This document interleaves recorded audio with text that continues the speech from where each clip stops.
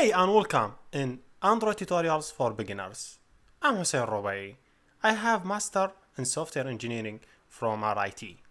I worked as web developer for 8 years in different companies. My last 4 years I worked as mobile developer and I have a lot of application in Google and Apple Store. And I want to share this knowledge with you. My goal in this course will be helping you to build Android application. By the end of this course, you will be able to build your own Android application. Also, I have another goal that helping you to build best user experience for your Android application and make your application working in different devices with same quality. My agenda for this tutorial will be first I will teach you why you have to learn Android. Then we will talk about how we set up Android and start our first application.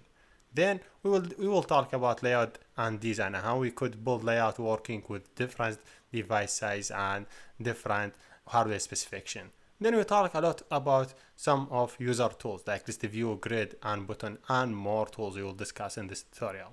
Then we will talk how we could use local storage and relational database as SQLite in mobile.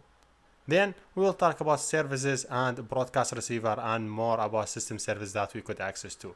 Then how we could deal with user permission to access to user data or to access to phone data like contact or reading contact or access GPS or access to SMS.